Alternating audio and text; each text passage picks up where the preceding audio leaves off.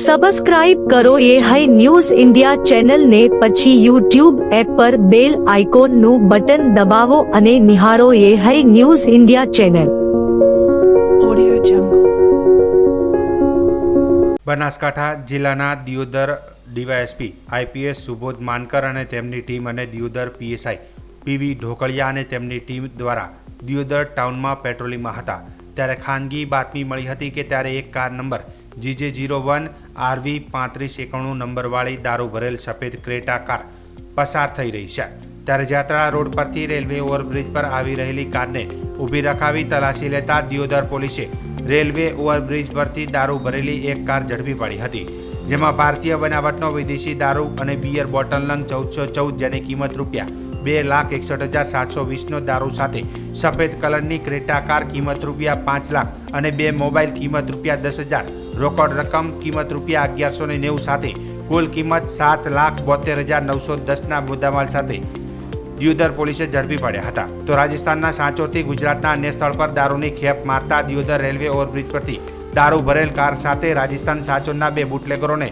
દિયોદર પોલીસે ઝડપી પાડ્યા હતા તો કાર ચાલક પ્રકાશરામ ઝાલારામ બિશ્નોઈ સુનિલ કેરારામ બિશ્નોઈ સાચોર રાજસ્થાન વાળાની દિયોદર પોલીસે ધરપકડ કરી હતી અને દિયોદર પોલીસે કુલ રૂપિયા 7,72,910 મુદ્દામાલ ઝડપી પાડી 2 ઇસમો સામે ધી પ્રોહિબિશન એક્ટ મુજબ ગુનો નોંધી વધુ તપાસ હાથ ધરી હતી।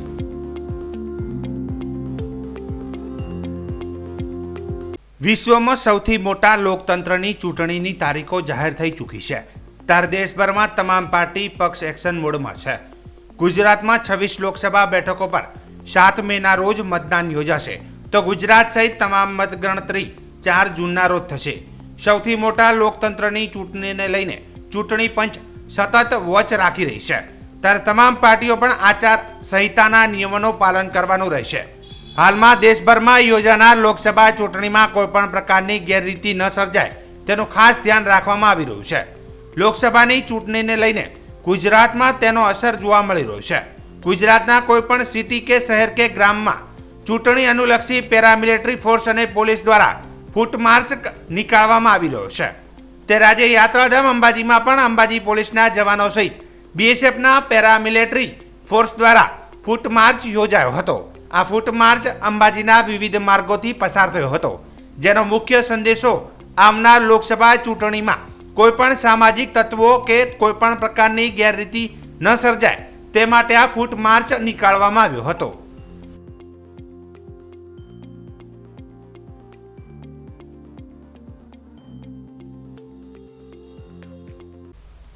બનાસકાંઠા જિલ્લામાંથી પસાર થતી નર્મદાની મુખ્ય અને માઇનોર કેનાલમાં અવારનવાર ગાબડા પડવાના બનાવો વધી રહ્યા છે ત્યારે દિયોદર તાલુકાના ધ્રાડવાડા ગામની સીમમાં કેનાલમાં મોટું ગાબડું પડતા આસપાસના ખેતરોમાં પાણી ભરાઈ જતા ખેડૂતોની હાલત કફોડી બની હતી અને નર્મદા વિભાગની બેદરકારી સામે રોષ જોવા મળ્યો હતો।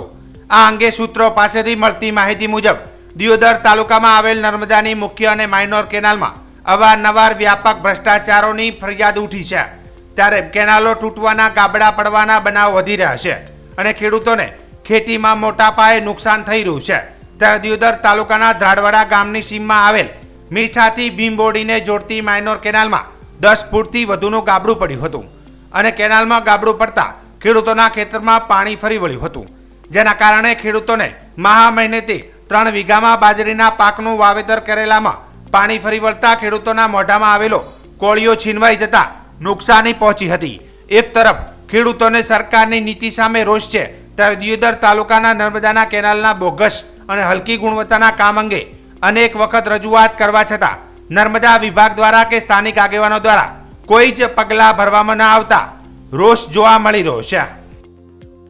ક્યાંય કામકાજ સારું શું નથી અને નતું કરવાનું એ કર્યું છે અને આ કામકાજ સારું શું નથી એટલે આ કેનાલ તૂટી છે અને ધણીને પણ બહુ નુકસાન શું છે એમને 5 થેલી તો બાજરી વાવલ હતી, રદકા બાજરી વાવલ હતી, બધું આખું ભરાઈ ગયું છે। એવી રીતનું શું છે હવે આને નુકસાન ભારી શું છે હવે સરકાર શું નિર્ણય લે છે એનું કેમ બાપુ કેનાલો તૂટે? આ કેનાલો તૂટે છે કે કામકાજ સારું નથી થતું એને લીધે। શું નુકસાન થાય તમને? કેવી મહેનત કરો છો બાજરી પકાવવા? બાજરી પકવવામાં તો હાલમાં તો એક થેલીમાં 2000 નો ખર્ચ થશે એવી 10 થી 5 થેલી બાજરી વાવલ છે એમનો ખર્ચ ગણો તમે કેટલો ખર્ચ થાય। કેનાલ તૂટવાનું કારણ એક કે કેનાલમાં પાણી વધારે છોડવાના કારણે તૂટી ગઈ. પછી એમાં મારા ખેતરમાં તૂટી અને કેનાલ થોડી કઈ ખરાબી હતી એટલે તૂટી ગઈ.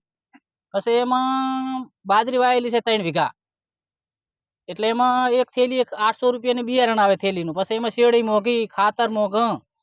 પછી એ સાહેબ બુરાઈ ગયું. ભેંસને રદકો વાયેલો તો એમાં પાણી ભરી ગયું, બોળી ગયું એટલે બળી જવાનું હતો. પછી રદકા બાજરી વાયેલી હતી, રદકા બાજરી રેતથી બુરાઈ ગઈ. પછી એમાં વાઢવાનું રહ્યું ને બાજુમાં એક અયડા, મારા ભાઈના અયડા ઉભા હતા, એમાં અયડામાં વેણલ પડ્યા હતા, એ ભરાઈ ગયા એટલે એ તો હળી જવાના વેણલા પડ્યા. તો પછી બાજુમાં મારે ઘઉં કાઢેલા પડ્યા હતા, એમાં હુચલ પડ્યું તો હુચલ તણાઈ ગયું.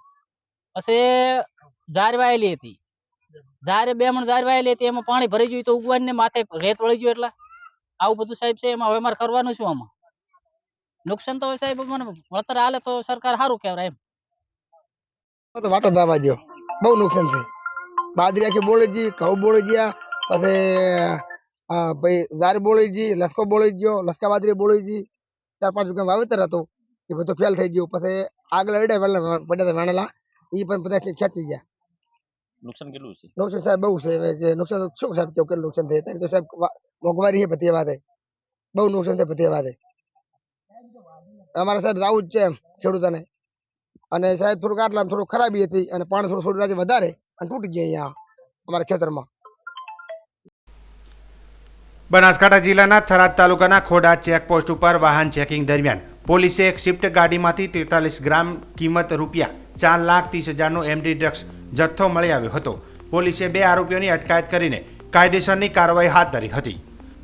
જેમાં મળતી માહિતી મુજબ થરાદ પોલીસ ખોડાદ પોલીસ ચોકી ઉપર વાહન ચેકિંગમાં હતી. તે વખતે એક શિફ્ટ ગાડીમાંથી ચેક કરતા શેરખાન સલીમ ખાન તેમજ અનસભા સલીમભાઈ સિંધી વેજલપુર અમદાવાદ વાળાના જાત કબજામાંથી વગર પાસ પરમિટ અને ગેરકાયદેસર રીતે માદક પદાર્થ મેફેડ્રોન ડ્રગ્સ કુલ 43 ગ્રામ, જેની કુલ કિંમત રૂપિયા 4,30,000 સાથે કુલ મુદ્દામાલ 8,53,910 રૂપિયાનો જપ્ત કરી બંને આરોપીઓની અટકાયત કરી તેમના વિરુદ્ધમાં એનડીપીએસનો ગુનો દાખલ કરી વધુ તપાસ હાથ ધરી હતી.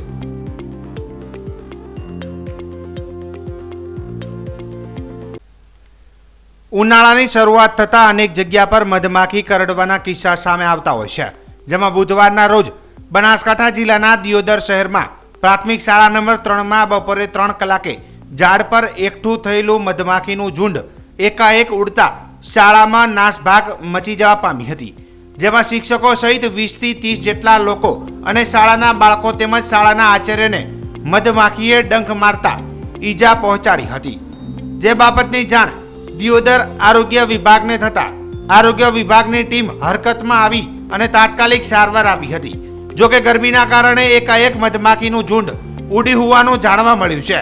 તો વિદ્યાર્થીઓ કોઈએ મધમાખીને પથ્થર મારતા ભમરાઓ ઉડી આતંક મચાવ્યો હતો. આજે દિયોદર શાળા નંબર 3 ખાતે શાળામાં ભમરાઓ ઉડ્યા કેટલાક વિદ્યાર્થીઓ અને શિક્ષકો સહિત શાળાના આચાર્યના હાથના ભાગે માખીઓ ડંખતા આરોગ્ય ટીમ સારવાર આપી હતી. તો કેટલાક વિદ્યાર્થીઓને દિયોદર રેફરલ હોસ્પિટલ ખાતે સારવાર અર્થે ખસેડવામાં આવ્યા હતા. ભમરાઓના આતંકથી શાળામાં અફરાતફરી સર્જાઈ હતી. જોકે એકાદ કલાક બાદ ભમરાઓ શાંત પડતા શાળાના બાળકો, શિક્ષકો અને વાલીઓએ હાશકારો અનુભવ્યો હતો. જોકે ભમરાના આતંકથી કોઈ મોટી દુર્ઘટના સર્જાઈ ન હતી. સમયે રિશિષ હતો અને તેવા સમયે સમાચાર મળ્યા હતા કે શાળા નંબર 3માં ભમરિયા મધના ભમરા ઉડ્યા છે. જે રિશિષનો સમય હોવાથી કોઈ બાળકે પથ્થર બીજો માર્યો હોય અને આ ભમરા ઉડ્યા હશે તેવા સમાચાર મળતા તાત્કાલિક હું શાળા નંબર 3 ખાતે મારું જે બાળક ભણે છે તેને લેવા માટે પહોંચ્યો હતો. અને ત્યાં મેં જોયું એટલે તંગદિલી ભર્યું વાતાવરણ હતું. તમામ રૂમો બંધ કરી દેવામાં આવ્યા હતા બાળકોની સેફટી માટે. અને તાત્કાલિક અહીંયા રેફરલ હોસ્પિટલમાંથી ડૉક્ટરોની ટીમ પણ પહોંચી છે. જે શાળાના આચાર્ય છે એમને પણ ભમરા કરડ્યા છે અને જે 1-2 બાળકો છે એમને પણ કરડ્યા છે અને તેમને તાત્કાલિક સારવાર આપી છે. અત્યારે હાલ જે બાળકો છે એમને તમામને શાળાના રૂમો બંધ કરી અને અંદર પૂરી દીધા છે. કારણ કે બહાર ભમરિયા મધની જે ડર બાળકોને ન કરડે એના માટે. અને હું પણ મારા બાળકને મારી સેફટી માટે અને મારા બાળકની સેફટી માટે ગાડી લઈને આવ્યો છું. અને અત્યારે હાલ આ મારા બાળકને હું ઘરે લઈને જાઉં છું. કારણ કે જે બાળકો અહીંયા ભણે છે તે તમામ વાલીઓને પણ મારી વિનંતી કે તમારા બાળકને સેફટી સાથે ઘરે લઈ જવું જોઈએ. રિસેસનો સમય હતો, લગભગ 2 વાગ્યાનો સમય છે હતો અને બાળકો બધા રમી રહ્યા હતા. ત્યારે અમે અહીંયા રિસેસમાં બેઠા જ હતા અને અચાનક 2-3 બાળકો દોડતા આવ્યા કે ભમરા ઉડે છે. એટલે એવામાં જ અચાનક ભમરા થોડાક ઝડપથી ઉડવા લાગ્યા અને બાળકોને કરડવા લાગ્યા. અમે બધા બાળકોને ફટાફટ રૂમમાં બેસાડવાનો પ્રયત્ન કર્યો. કેટલાક બાળકોને કહેડ્યા, મને જ 2-4 કહેડ્યા છે, અમારા આચાર્ય સાહેબને 5-6 ભમરા કહેડ્યા છે. ફટાફટ અમે બાળકોને રૂમમાં બેસાડ્યા અને જે બાળકો વધારે તકલીફ હતી એમને અમે આરોગ્ય વિભાગમાં તરત ફોન કર્યો અને આરોગ્ય વિભાગમાં ફોન કરતા લગભગ 10 જ મિનિટમાં આરોગ્યની ટીમ આવી ગઈ અહીંયા કને અને તાત્કાલિક જે બાળકો વધારે તકલીફ હતી એમને વાલીઓને પણ અમને બોલાયા અને જરૂર હતી એમને રિફર કર્યા અને જે બાળકોને અહીંયા ટ્રીટમેન્ટ આપવાની જરૂર હતી તે આરોગ્ય વિભાગે અહીંયા ટ્રીટમેન્ટ આપી. અમારા આરોગ્ય ટીમ દ્વારા દરેક બાળકોને ટ્રીટમેન્ટ આપવામાં આવી. આચાર્ય સાહેબનો તરત ઇમરજન્સી ફોન આવતા અમારી આરોગ્ય team PHC Raiya, RBSK team અને તાલુકા આરોગ્ય અધિકારીના માર્ગદર્શન હેઠળ દરેક કર્મચારી આવી અને 25 થી 30 બાળકોને સારવાર કરવામાં આવી છે.